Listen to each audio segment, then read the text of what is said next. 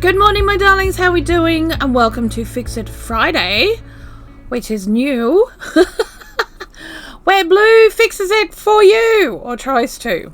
Okay, now this has come about. Tanny brought home. Well, he landed it on me today, and since you know the car has been in the minus temperatures all night, I'm not that worried. But he dropped this on me, which is a big piece of cooked gammon, and he said he was giving it to by work, that they cooked it off and said it was too salty for their purposes. Now, I don't know about you, but gammon is incredibly salty. Why? Because it's ham that hasn't been smoked. Basically, that is gammon. Okay, hasn't been air dried, hasn't been smoked. It's a piece of pork that's basically been brined. So when you cook a piece of gammon, the first thing you need to do is prepare it. And the day before you want to use it, you want to keep it in a bath of clear water, cold water, just to try and wash some of that salt out. After that, you're going to boil it. Okay? You're going to boil it, because that will get more of the salt out. And then and only then are you going to bake it, if that's what you want to do. So you're going to roast it.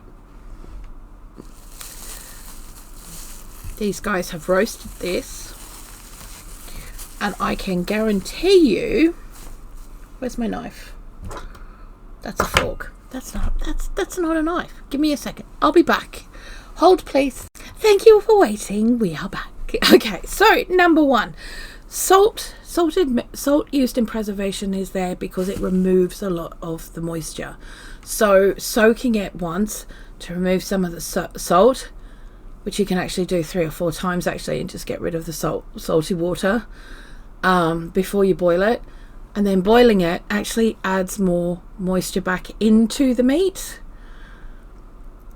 Whereas if you just roast it, it's going to be quite hard. So give me a second. This is only on my desk. We're not at the table or anything. I'm just showing you. So give me a second and I'll point camera down. So as we can see, this has actually been just baked. No one's done any prep work to it. How do we know that? Because of this here.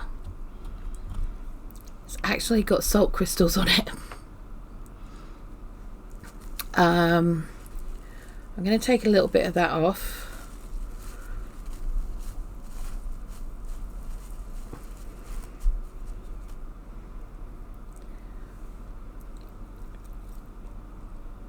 Yeah, it's like eating pure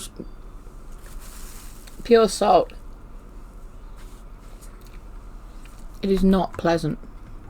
So I'm aware that these guys are probably not the only ones that do this, or have done this, or found this to be. Because the other thing they've done is take off the skin. You never do that. You don't need to do that.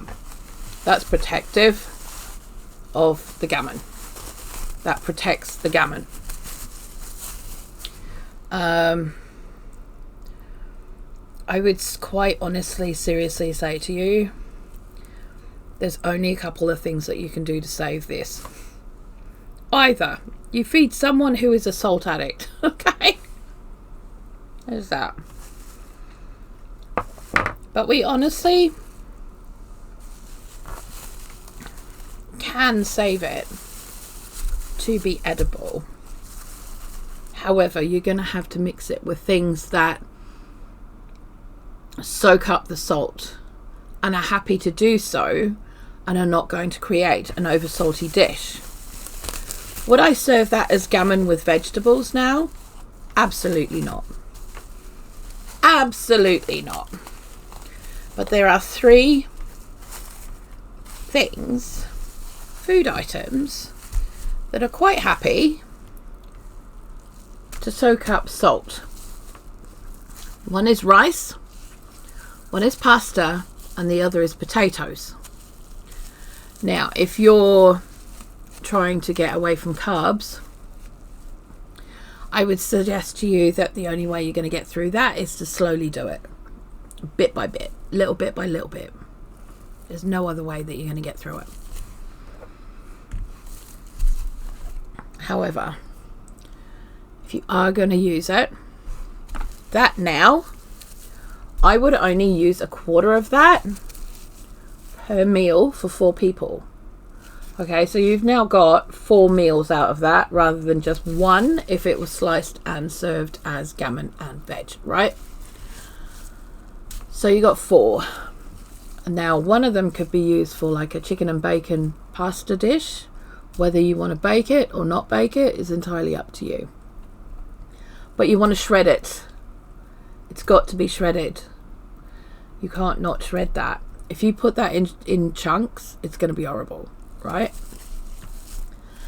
As for rice, and I would suggest that you want to add a little bit more moisture to it as well.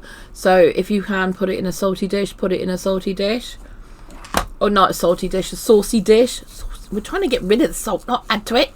We want saucy dish. So the next thing I can think of to put that in, to go with rice, would be like a chicken a la king, which is basically chicken in a white sauce, but you could add a little bit of the ham to it to kind of bring it up a bit, you know. You could also do like a tomato based sauce that would work with rice. It would also work with the pasta. These are things that would work really well.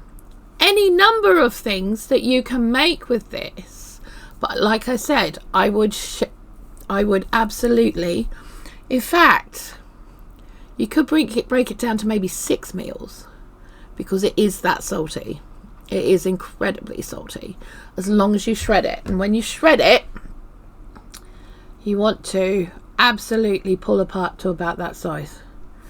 Okay, so we're looking at that.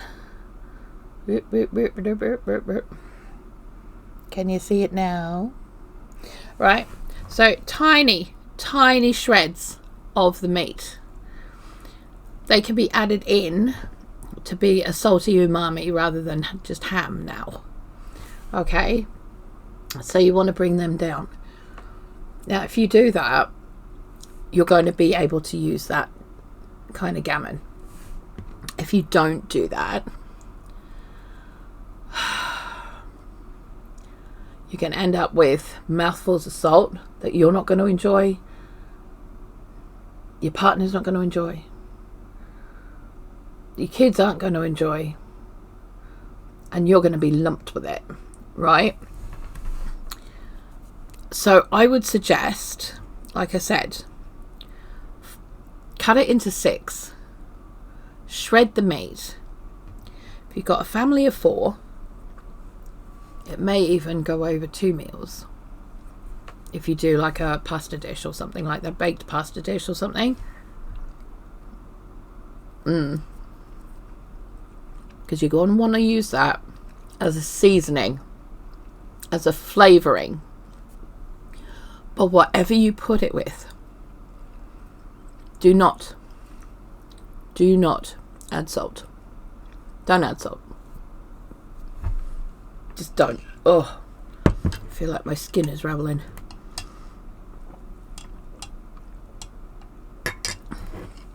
And then when looking at keeping to budgets, prepping, all of that kind of thing, stock keeping, making sure that we're not wasting anything, trying to keep to a meal plan and all that kind of stuff, having things like this occur can be a bit of a pain in the bum, or they can be a really positive thing. So the positivity that comes out of this, you've got 6 other meals that you can get out of that lump of gammon if you use that meat as a seasoning, because you're not going to want to use it any other way. Now the other thing is as well, is that if it's just you, you've now got a month's worth of meals that you can use that as a seasoning for, right?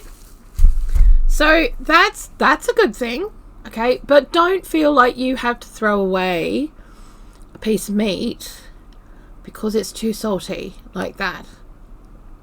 But like I said, you have to know how to prepare it. Get it ready. Gammon is not one of those meats that you can just throw in the oven. It doesn't work that way. It doesn't, and it takes time. And you have to be ready for that. It's not something that you can pick up that night and throw it in. Gammon steaks are a completely different thing. Completely different. Most of the time. Okay? But a big lump of meat like that, because, I mean, partly because you're frying it off in the pan, right? You're not putting it under the grill. If you are going to put it under the grill, you're going to find it's more salty than if you had it in the pan. So, you know, that's the difference, really. Gammon steaks, though, I still like to rinse them and have them in a bowl of water, clear water, overnight before I cook them, because it does leach out a lot of that excess salt that we don't want. We don't want it, let's be honest. It's awful. It tastes god awful, you know. What you could my brain is just flitting around all over the place right now, is what you could also do with this, you know, you could do loaded fries with these. I'm just saying. Or it could go in a potato bake. Potato bake. That would be very yummy. But any of the saucy things you were thinking of making, they would make really nice jacket potato toppings. Really nice jacket potato toppings. And the jacket potato doesn't need salt, but it will soak up all that salt.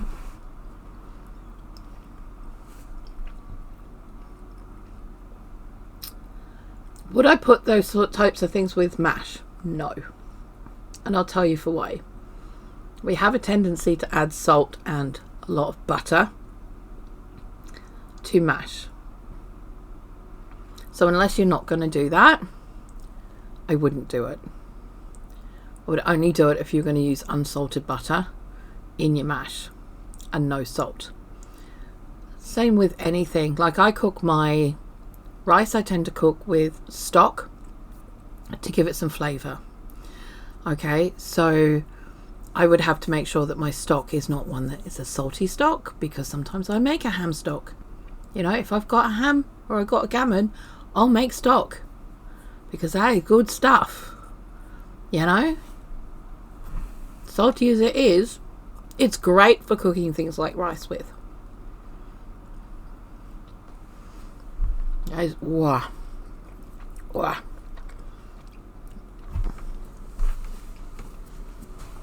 Wow. I had to get rid of it. Can't have it on my fingers.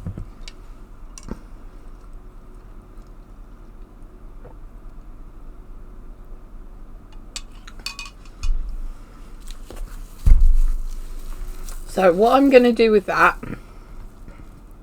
because it's just me and Tanny, I'm actually going, and he's very sensitive to salt. He will stop eating a bacon sandwich if it's too salty. That's very much how he is. I'm going to cut ours into 8. Because it's just him and I'm going to cut it into 8. And I'm going to make 8 meals with ours. But each of those separate 8 pieces are going to go in their own little freezer bag into the freezer, and I'll pull them out when I want them.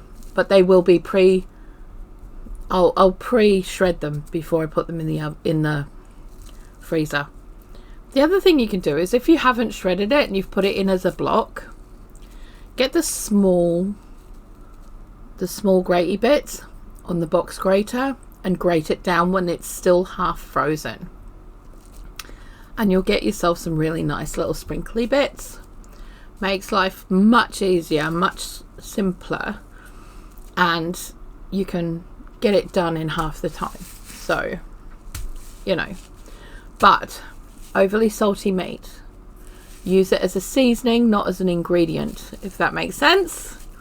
Okay, it is now a seasoning, it is not an ingredient. So, well, it's not a main ingredient, it's been sidelined, and that's okay, because we can still use it. It doesn't need to be thrown away. It doesn't need to be, we don't need to cry about it, because let's be fair, gammon's quite expensive. Even though it's one of the cheaper meats, it's still quite expensive, and there's a lot of money that goes into it. So don't cry if you've got over salted gammon, because you don't need to. All right, you just use it as a seasoning and not as a meat, and you'll be fine. If there is something that you have a question about when it comes to food or anything to do with self-reliance, DIY, whatever, please do let me know in the comments. Email me. I will answer your questions quite happily, you know, and we will make this Fix It Friday a really good thing, and I will sit here and fix it for you. Okay? Because if I fix it for you, then you can do it. You can do it. We got this. I love you. Bye bye.